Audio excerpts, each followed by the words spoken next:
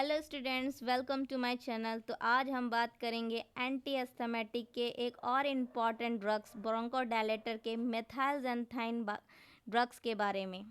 पिछले वीडियो में हमने ब्रोंकोडायलेटर के सिम्पैथोमेट्रिक्स कैटेगरी के बारे में पढ़ा था, जिसमें बहुत लोगों ने पॉजिटिव रिस्पांस दिए। अगर आप नए हैं और आपको ब्रोंकोडायलेटर की पूरी वीडियो देखनी है तो ज़रूर मेरे यूट्यूब प्लेलिस्ट पे जाएं। वहाँ से आपको सारी पुरानी वीडियो इजीली एक्सेस हो जाएगी, जिससे आपका कॉन्सेप्ट बिल्कुल क्लियर हो जाएगा। आज के वीडियो में हम इन पॉइंट्स को डिटेल में समझेंगे, तो अंत तक बने रहिए। Let start it. Methylxanthine bronchodilator. तो methylxanthine derivative are most commonly used for the treatment of COPD and asthma. जो मेथाइलजेंथाइन डेरिवेटिव है मीन्स ड्रग है, वो कॉमनली हम किस में यूज़ करते हैं, तो सीओपीडी एंड अस्थमा वाले पेशेंट में हम ट्रीटमेंट में लेते हैं। ठीक है। नेक्स्ट है इसमें mechanism of action. Mechanism of action का सभी लोग को पता होगा कि मैकेनिज्म ऑफ एक्शन का क्या मतलब होता है। जो मैकेनिज्म ऑफ एक्शन का मतलब होता है, जो मेथाइलजेंथाइन जो ड्रग है वो काम कैसे करती है। ठीक है, कैसे काम करती है, उसका एक्शन क्या है, तो हम पढ़ेंगे। xanthine derivatives brings about relaxations of bronchial smooth muscles by inhibiting phosphodiesterase। अब phosphodiesterase क्या है, तो एन एंजाइम क्या है, एक एंजाइम है विच हाइड्रोलाइसिस सीएमपी, किसको हाइड्रोलाइज करता है, सीएमपी को क्या कर देता है, हाइड्रोलाइज कर देता है। And making available for CMP for bronchodilation action.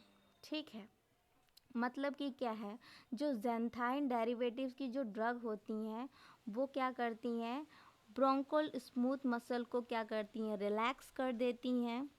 ठीक, और क्या करती हैं, किसको इनहिबिट कर देती हैं, तो ये फॉस्फोडाइएस्टरेज एंजाइम को इनहिबिट कर देती हैं। ठीक है, अगर फॉस्फोडाइएस्टरेज एंजाइम को जब इनहिबिट करेगी तभी क्या होगा, सीएमपी का लेवल इंक्रीज होगा। और सीएमपी क्या कर रही है, हमारे ब्रोंकोल स्मूथ मसल को रिलैक्स कर रही है। ठीक है, अब क्या है इसमें, तो और क्या बनाएगा, मेकिंग अवेलेबल मोर सीएमपी ब्रोंकोल डायलेशन एक्शन। अब यहाँ मैंने थोड़ा सा चार्ट में करके बना दिया है डिटेल में। ठीक है, तो इसमें क्या होगा, जो थियोफाइलिन और अमीनोफाइलिन की ड्रग है वो क्या कर रही हैं, इनहिबिट कर रही हैं फॉस्फोडाइएस्टरेज एंजाइम को। और ये फॉस्फोडाइएस्टरेज एंजाइम क्या कर रहा था, सीएमपी को डिक्रीज़ कर रहा, तो डायरेक्ट इनहिबिट हो जाएगा फॉस्फोडाइएस्टरेज एंजाइम, तो इंक्रीज़ क्या होगा, सीएमपी। और सीएमपी का फुल फॉर्म क्या है, साइक्लिक एडिनोसाइन मोनोफॉस्फेट। ठीक है, सीएमपी का काम होता है हमारा सेकेंडरी मैसेंजर का, मैसेज पहुंचाने का काम करती है हमारे सेल में। तो अगर उसके बाद जब सीएमपी इंक्रीज़ हो जाएगा तो क्या होगा, प्रॉपर तरीके से ब्रोंकोडायलेशन हो जाएगा। ठीक है, नेक्स्ट हम आगे चलते हैं।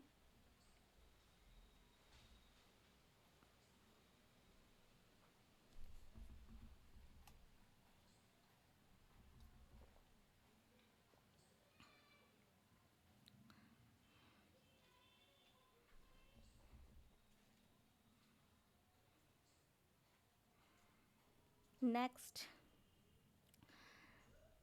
तो ड्रग्स एग्जाम्पल एंड डोजेस। अब ड्रग्स एग्जाम्पल डोज में क्या है इसमें, तो कौन कौन सी ड्रग्स होती हैं इसमें मेथाइलजेंथाइन में, तो थियोफाइलिन होती है, एमिनोफाइलिन होती है और इटियोफाइलिन होती है। और इनके डोज पढ़ लेते हैं हम। 200 से 400 mg TDS ओरली में लेते हैं थियोफाइलिन, और एमिनोफाइलिन 250 से 500 mg TDS IV स्लो दिया जाता है। और इटियोफाइलिन 250 mg TDS IV और IM दोनों तरीके से हम दे सकते हैं। अब इसका रूट हम जान लेते हैं। रूट हम कौन से रूट से दे सकते हैं, तो ओरल, IM, IV हम तीनों दे सकते हैं। नेक्स्ट है इंडिकेशन। तो इंडिकेशन का मतलब क्या है, इंडिकेशन का वो मतलब है कि किस किस पेशेंट में हम ये मेथाइलजेंथाइन ब्रोंकोडायलेटर के ड्रग्स हम दे सकते हैं। तो सबसे पहले COPD वाले पेशेंट में, COPD का भी फुल फॉर्म मैंने आगे लिखा है, chronic obstructive pulmonary disease. Next है इसमें to treat and prevent bronchospasm. Bronchospasm वाले पेशेंट में भी हम ट्रीटमेंट के लिए यूज़ कर सकते हैं। नेक्स्ट है टू ट्रीट अस्थमा। अस्थमा वाले पेशेंट में भी हम दे सकते हैं। ब्रोंकाइटिस वाले पेशेंट में भी देंगे हम। एम्फाइसीमा, और एम्फाइसीमा वाले पेशेंट में भी हम दे सकते हैं। ठीक है। नेक्स्ट इसमें कॉन्ट्राइंडिकेशन। तो कॉन्ट्राइंडिकेशन का मतलब क्या होता है, हम किस पेशेंट में नहीं दे सकते हैं, अवॉइड करना है। ठीक है। अब किस पेशेंट में हमें नहीं देना है, तो हाइपर सेंसिटिविटी वाले पेशेंट में हमें कभी भी नहीं देना है। क्यों हाइपर सेंसिटिविटी वाले पेशेंट में क्यों नहीं देना है, क्योंकि पेशेंट को पहले से भी क्या है, एलर्जिक रिएक्शन है। अगर एलर्जिक रिएक्शन पहले से ही है तो कोई भी हम दवा देंगे तो वो क्या कर सकता है, और एलर्जिक रिएक्शन रिस्पॉन्स कर सकता है। तो इस कारण हमें कोई भी ड्रग देने से पहले पेशेंट को क्या करना है, हाइपर सेंसिटिविटी चेक करना है। अगर पेशेंट हाइपर सेंसिटिविटी वाला है तो उस पेशेंट में हमें ड्रग बिल्कुल भी नहीं प्रोवाइड करना है। नेक्स्ट इसमें give cautiously in neonate and adultly patient. Means give cautiously in neonate and adultly patient का ये मतलब है कि अगर हम न्यूनेट और एडल्टली पेशेंट को दे रहे हैं तो उसको कॉशन के साथ देना है। ठीक है। कॉशन का मतलब होता है चेतावनी के साथ देना है, कितना देना है, कितना डोज देना है, प्रॉपर तरीके से हम अमाउंट को हम देख के ही प्रॉपर तरीके से हम न्यूनेट और एडल्ट पेशेंट में दे सकते हैं। न्यूनेट में इसलिए हमें प्रॉपर देना है कि न्यू बॉर्न बेबी क्या होता है, इमेच्योर होता है, उसके जो ऑर्गन होते हैं प्रॉपर तरीके से इमेच्योर होते हैं, जिसकी वजह से क्या हो सकता है, साइड इफ़ेक्ट या टॉक्सिसिटी कॉज कर सकता है।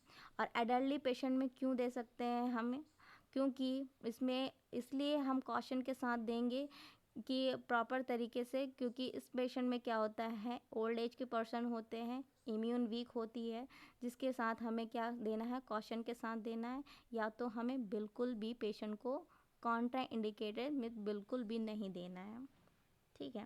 नेक्स्ट इसमें हेपेटिक डिसऑर्डर। तो हेपेटिक डिसऑर्डर वाले में क्यों क्यों नहीं देंगे, तो हेपेटिक डिसऑर्डर वाले इसलिए नहीं देंगे क्योंकि पेशेंट पहले से ही क्या है, हेपेटिक डिसऑर्डर, लीवर डैमेज है, कोई लीवर में बीमारी है, जिसकी वजह से पेशेंट को क्या होगा, मेटाबॉलिज्म करने में दिक्कत होगी। क्योंकि हमारी बॉडी में जो ड्रग्स होते हैं वो आगे चल के क्या होते हैं, लीवर में जाते हैं और मेटाबोलाइज होते हैं। तो क्या पहले से ही हेपेटिक डिसऑर्डर है, मतलब लीवर बीमार है हमारा, तो क्या होगा, मेटाबोलाइज प्रॉपर तरीके से कर पाएगा, नहीं कर पाएगा, जिसकी वजह से क्या होगा, और उस दौरान अगर हम पेशेंट को दे रहे हैं हेपेटिक डिसऑर्डर वाले पेशेंट में, तो वो और क्या करेगा, लीवर को डैमेज कराएगा, जिसकी वजह से क्या करना है, हमें हेपेटिक डिसऑर्डर वाले पेशेंट में बिल्कुल भी नहीं देना। और क्या है नेक्स्ट इसमें, इन्फेक्शन और इरिटेशन और रेक्टम और लोअर पोर्शन। और कुछ पेशेंट में नहीं देना है, इन्फेक्शन और इरिटेशन रेक्टम वाले में नहीं देना है, क्योंकि इसमें अगर हम कोई भी ड्रग्स देते हैं, मोस्टली मेथाइलजेंथेन कैटेगरी की, तो ये क्या करेगी, पहले से ही पेशेंट के इंटेस्टाइन में इरिटेशन है, रेक्टम में इरिटेशन है, तो उस दौरान क्या होगा, और इरिटेट होने के चांसेस हो सकते हैं। नेक्स्ट है इसमें हार्ट डिसऑर्डर वाले पेशेंट में नहीं देंगे। क्योंकि हार्ट डिसऑर्डर वाले पेशेंट में क्यों नहीं देंगे, क्योंकि इससे पहले मैंने पढ़ा रखा था, क्योंकि हमारे हार्ट में क्या होता है, बीटा 1 रिसेप्टर होते हैं, पहले से ही हार्ट डिसऑर्डर है पेशेंट को, तो वो क्या करेगा, पेशेंट को जो बीटा 1 एगोनिस्ट है वो इंक्रीज़ हो जाएगा, जिससे पेशेंट को और ज़्यादा प्रॉब्लम हो सकती है। ठीक है। नेक्स्ट हम आगे चलते हैं, नेक्स्ट साइड इफ़ेक्ट। तो साइड इफ़ेक्ट में कौन कौन से साइड इफ़ेक्ट हो सकते हैं, तो प्रोलॉन्ग ब्रोंकोडायलेटर इफ़ेक्ट। मीन्स अगर पेशेंट ब्रोंकोडायलेटर की मेथाइलजेंथाइन कैटेगरी की ड्रग ले रहा है लंबे समय तक, तो ब्रोंकोडायलेटर इफ़ेक्ट कॉज कर सकता है। नेक्स्ट है इसमें गैस्ट्रिक इरिटेशन। और क्या हो सकती है, अगर ज़्यादा पेशेंट ड्रग्स ले रहा है तो उस दौरान क्या हो सकती है, हमारे गैस्ट्रिक म्यूकोसा में क्या हो सकती है, डैमेज हो सकती है, और डैमेज होने की वजह से क्या हो सकता है, गैस्ट्रिक इरिटेशन हो सकता है। नेक्स्ट क्या होगा, वॉमिटिंग होगा। वॉमिटिंग क्यों होगा, तो ये सबको पता है कि डायरेक्ट हमारे जब पूरे बॉडी में ड्रग का इफ़ेक्ट कॉज करेगा तो हमारे ब्रेन में भी क्या कर सकता है, वॉमिटिंग सेंटर को क्या कर सकता है, स्टिमुलेट कर सकता है। नेक्स्ट है इसमें इंसोम्निया, नींद नहीं आएगी पेशेंट को। डायरेसिस, और ये क्या होगी, डायरोसिस वाली कंडीशन भी होगी पेशेंट को। नेक्स्ट है इसमें पाल्पिटेशन, मतलब पेशेंट को क्या होगा, पाल्पिटेशन मतलब हार्ट बीट वगैरह तेज़ होने लगेगी। ठीक है, इसमें क्या होगा, पेशेंट को टैकीकार्डिक वाली कंडीशन होगी, जिससे कि पेशेंट जब पालपेट मतलब डॉक्टर जब पालपेट करेगा पेशेंट के चेस्ट में, तो उस दौरान क्या होगी, हार्ट बीट इंक्रीज मिलेगी, टैकीकार्डिक कंडीशन मिलेगी। नेक्स्ट है इसमें हाइपोटेंशन। ठीक है, अब क्या हो सकता है, हाइपोटेंशन कॉज कर सकता है, मतलब बीपी इसमें क्या हो सकता है, लो हो सकता है। ठीक है, नेक्स्ट है इसमें ट्रीमर्स। तो ट्रीमर्स में क्या होगा, पेशेंट को कपकपाहट आएगी। ठीक है, नेक्स्ट इसमें हेडेक, और हेडेक होगा पेशेंट को, देन एंजाइटी कॉज कर सकता है। ये सब क्या थे, साइड इफ़ेक्ट थे कि ये ड्रग लेने के बाद पेशेंट को कौन कौन से साइड इफ़ेक्ट कॉज कर सकते हैं। Next adverse effect. Adverse effect में क्या होगा, अगर हाई डोज में भी कॉज, मतलब हाई डोज अगर ड्रग हो जाएगा बॉडी में, तो मे बी क्या क्या कॉज हो सकता है इसमें एडवर्स इफ़ेक्ट में। तो सबसे पहले होगा रेस्टलेसनेस। रेस्टलेसनेस का मतलब क्या है इसमें, तो नॉर्मली पेशेंट क्या हो जाएगा, बेचैनी हो जाएगा, मतलब कि थोड़ा बेचैनी बेचैनी सा फील करेगा। नेक्स्ट इसमें डेल्यूरियम। डेल्यूरियम का मतलब क्या है, मतलब पेशेंट क्या होगा, मेंटल एबिलिटी क्या हो जाएगा, डिसेबल हो जाएगा। मतलब कि इसमें पेशेंट डेल्यूरियम का मेन मतलब होता है कि पेशेंट एकदम मतलब बेहोशी वाली कंडीशन में आ जाएगा। नेक्स्ट है इसमें कन्वर्जन। कन्वर्जन में क्या होगा, पेशेंट को सीजर्स वगैरह आएंगे, झटके कॉज करेंगे। नेक्स्ट है एरिदमिया। एरिदमिया में क्या होगा, जो रिदम है, नॉर्मल हार्ट रेट की रिदम है, वो क्या हो जाएगी, एबनॉर्मल हो जाएगी। नेक्स्ट या तो इंक्रीज़ हो जाएगी, नहीं तो डिक्रीज़ हो जाएगी, तो मे भी इन दोनों में कॉज कर सकता है। नेक्स्ट है इरिटेबिलिटी। इरिटेबिलिटी का मतलब हो सकता है पेशेंट की बॉडी में या स्टमक में इरिटेशन कॉज कर सकता है अगर वो लंबे टाइम तक ड्रग लेगा, या फिर ज़्यादा डोज हो गया या लंबे टाइम तक ड्रग ले रहा है, तो वो क्या हो सकता है, इरिटेबिलिटी कॉज कर सकता है। नेक्स्ट इसमें एब्डोमिनल क्रैम्पिंग। एब्डोमिनल क्रैम्पिंग में क्या होगा, सेम एज अ कंडीशन, अगर पेशेंट क्या हो रहा है, लंबे टाइम तक ड्रग ले रहा है, तो क्या हो सकता है, पेशेंट के एब्डोमेन में क्रैम्पिंग आ सकती है। क्रैम्पिंग मीन्स होता है मरोड़ वाली पेन, दिस टाइप। नेक्स्ट इसमें डायरिया। डायरिया कंडीशन क्या होगी, पेशेंट को अगर पेशेंट ड्रग ले रहा है, तो क्या होगी, जो मेथाइलजेंथाइन कैटेगरी की ड्रग है वो क्या कर देगी, जो सेल्स को डायलेट कर देगी। जो सेल्स को जब डायलेट कर देगी तो क्या होगा, पेशेंट का एब्जॉर्प्शन डिक्रीज़ हो जाएगा। ठीक है, जब एब्जॉर्प्शन डिक्रीज़ हो जाएगा तो जिसकी वजह से पेशेंट को क्या हो सकता है, डायरियल वाली कंडीशन कॉज हो सकती है। नेक्स्ट है इसमें रिस्पायरेटरी अरेस्ट। और क्या हो सकता है, रिस्पायरेटरी अरेस्ट हो सकता है, क्योंकि मैंने इससे पहले क्या बताया था, इसमें साइड इफ़ेक्ट में प्रोलॉन्ग ब्रोंकोडायलेटर इफ़ेक्ट में अगर पेशेंट क्या होगा, लंबे टाइम तक अगर क्या कर ले सकता है, ब्रोंकोडायलेटर मेथाइलजेंथाइन कैटेगरी की ड्रग लेगा, तो वो क्या होगा, अब ब्रोंकस पूरी तरीके से डायलेट हो जाएंगे। जब पूरी तरीके से डायलेट हो जाएंगे तो क्या होगा, जब पेशेंट सांस लेगा तो ठीक है, लेकिन जब पेशेंट एक्सहेल करेगा तो क्या होगा, पेशेंट को प्रॉपर तरीके से एक्सपेल आउट नहीं, मतलब जब पेशेंट एक्सपेल आउट करता है तो क्या कॉन्ट्रैक्शन की ज़रूरत होती है। जब कॉन्ट्रैक्शन की ज़रूरत होती है तो उसमें क्या होगा, हमारा जो ब्रोंकस है कॉन्ट्रैक्ट नहीं हो पाएगा प्रॉपर तरीके से, जिसकी वजह से पेशेंट को क्या हो सकता है, रेस्पिरेटरी अरेस्ट हो सकता है। नेक्स्ट है एपिगैस्ट्रिक पेन। अब एपिगैस्ट्रिक पेन का मतलब सबको पता है कि हमारे क्या होगा, एपिगैस्ट्रिक मतलब कि जो हमारे एब्डोमेन रीजन के एपिगैस्ट्रिक रीजन में क्या होगा, जस्ट साइड एब्डोमेन या हार्ट साइड जैसे बोलते हैं, उस एरिया में क्या होगा, मिड एरिया में पेन होगा। अपर साइड एब्डोमेन के पेन होगा।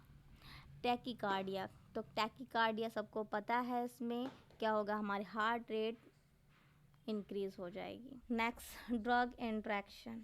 ड्रग इंट्रैक्शन में क्या है, तो सबको पता है कि अगर हम पेशेंट को मेथाइलजेंथाइन कैटेगरी की ड्रग दे रहे हैं, साथ में क्या दे रहे हैं, अदर ड्रग दे रहे हैं, तो अगर आपस में जब मिलेंगे तो क्या इंट्रैक्शन हो, क्या रिस्पॉन्स होगा मेथाइलजेंथाइन की ड्रग का, तो सबसे पहले क्या है, बीटा ब्लॉकर। तो बीटा ब्लॉकर में एंटागोनाइज द इफेक्ट ऑफ मेथाजेंथाइन। तो क्या करेगी बीटा ब्लॉकर, जो मेथाजेंथाइन का इफेक्ट है वो क्या कर देगी, रिसेप्टर साइट को डिक्रीज कर देगी, क्योंकि मेथाजेंथाइन क्या कर रही है, उस रिसेप्टर साइट को इंक्रीज कर रही है।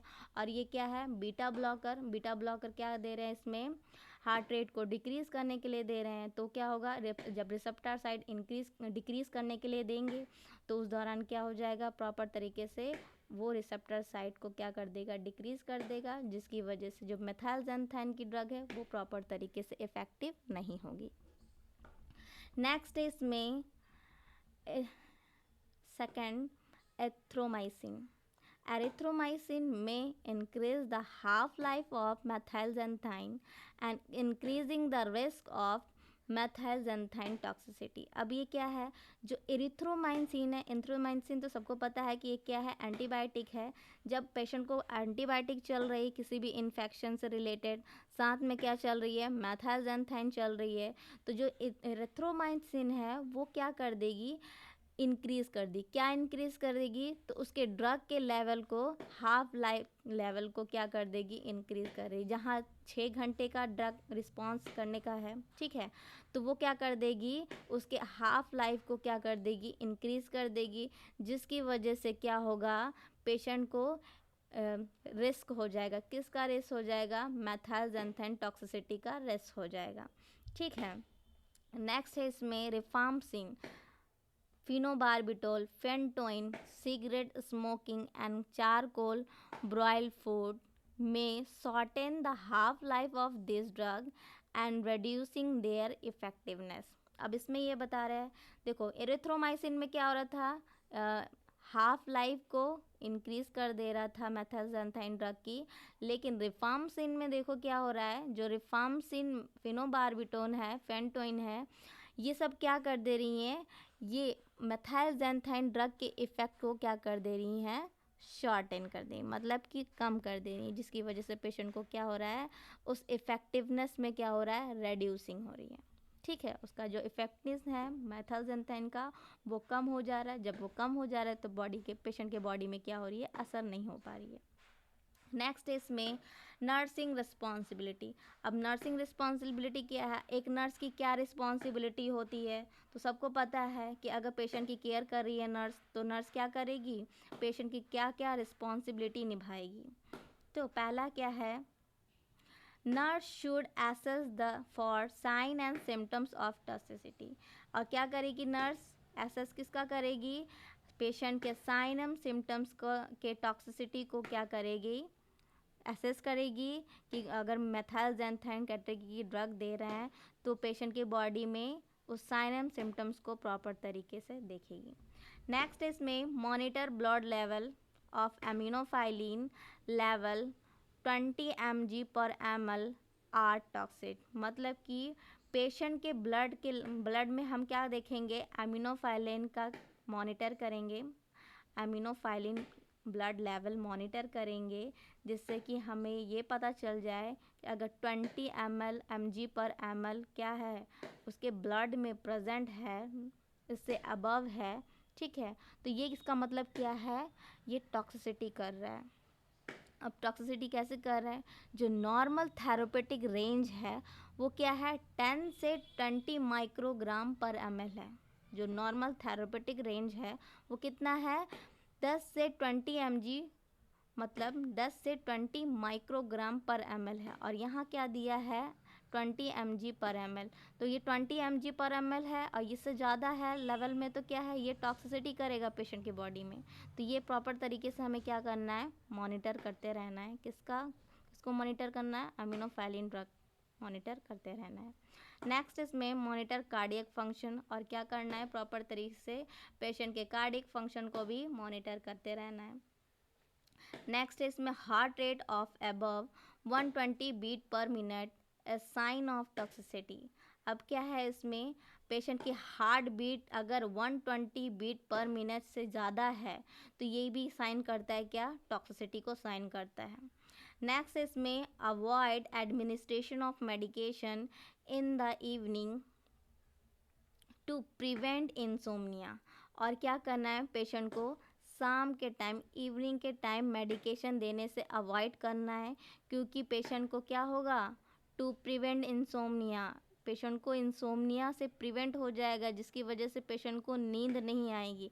जब नींद नहीं आएगी तो क्या होगा, पेशेंट एंजाइटी में मतलब डिस्टरबेंस होगी पेशेंट को। तो नॉर्मल पेशेंट को क्या करना है, मतलब प्रॉपर तरीके से स्लीपिंग करानी है, इंसोमिया से प्रिवेंट नहीं करवाना है, ठीक है। तो इसलिए हमें क्या करना है, पेशेंट को इवनिंग के टाइम ड्रग देने से अवॉइड करना है। टू डिटेक्ट, नेक्स्ट है इसमें, to detect toxicity the nurse should monitor serum drug level, ठीक है। और क्या करना है इसमें, उस टॉक्सिसिटी को डिटेक्ट करना है, nurse said should monitor serum drug level, और क्या करेगी एक नर्स, उस सीरम ड्रग लेवल को प्रॉपर तरीके से मॉनिटर करते रहेगी, ठीक है। अब क्या है इसमें, इतना सबको समझ में आया। आज के लिए इतना ही, मिलते हैं नेक्स्ट वीडियो में। चैनल को सब्सक्राइब करके हमारी कम्युनिटी का हिस्सा बन जाएं और कमेंट सेक्शन में बताएं आपको ये वीडियो कैसी लगी। और हाँ, अगर नेक्स्ट वीडियो में कोई स्पेसिफिक टॉपिक देखना है तो वो भी कमेंट करके ज़रूर बताएं। आपका सजेशन हमारे बेहतर कंटेंट बनाने में मदद करता है।